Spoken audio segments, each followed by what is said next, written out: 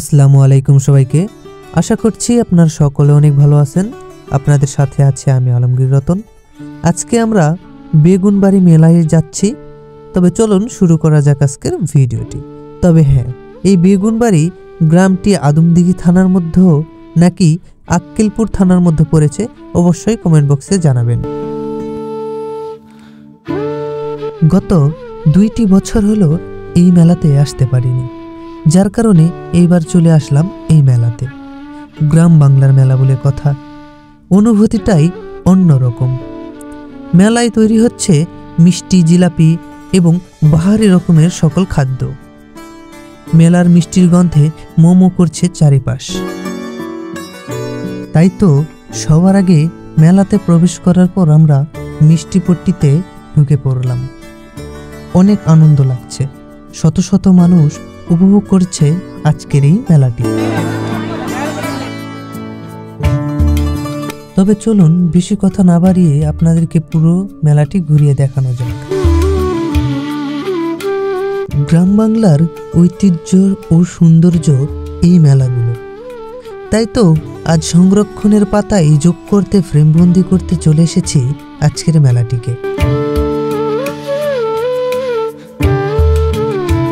এই সৌন্দর্যময় গ্রাম বাংলাগুলোকে আপনাদের মাঝে তুলে ধরার ক্ষুদ্র প্রচেষ্টা আমার। এই ভিডিওগুলো আপনাদের কাছে যদি ভালো লেগে থাকে তাহলে ফলো দিয়ে পাশে থাকবেন।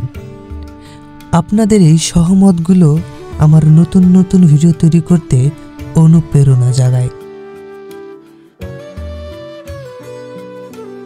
তবে চলুন এক নজরে পুরো মেলাটি ঘুরিয়ে ফিরিয়ে দেখা যাক।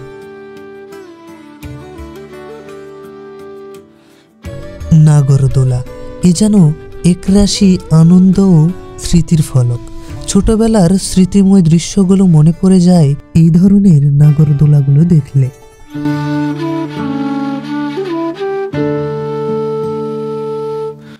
তবে হ্যাঁ, এই বেগুনবাড়ি অত্র এলাকার কোনো মানুষ যদি আমার ভিডিওটি দেখে থাকেন তাহলে কত বছর আগে থেকে এই মেলাটি শুরু হয়েছিল বা এর ইতিহাস কিভাবে সূচনা হয়েছিল যদি জেনে থাকেন অবশ্যই কমেন্ট বক্সে জানাবেন।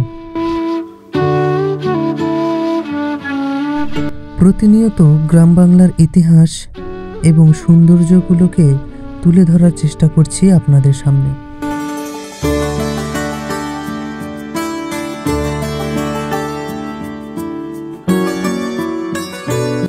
গ্রাম বাংলায় বড় হওয়া ছেলে আমি। আজকের এই মেলাটিতে আসার পর সেই ছোটবেলার কথাগুলো মনে পড়ে যাচ্ছে। তো আমার মতো কার কার আজকের ভিডিওটি দেখে সেই ছোটবেলার কথাগুলো মনে পড়ে যাচ্ছে অবশ্যই কমেন্ট বক্সে জানাবেন।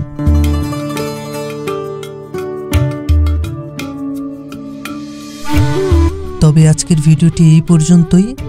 দেখা হবে পরবর্তী কোনো নতুন গ্রাম বাংলার সৌন্দর্য বা ঐতিহাসিক কোনো জায়গার ভিডিওতে। সকলে সুস্বাস্থ্য কামনা করে আজকের ভিডিওটি এখানে সমাপ্ত করতে যাচ্ছি। আল্লাহ হাফেজ।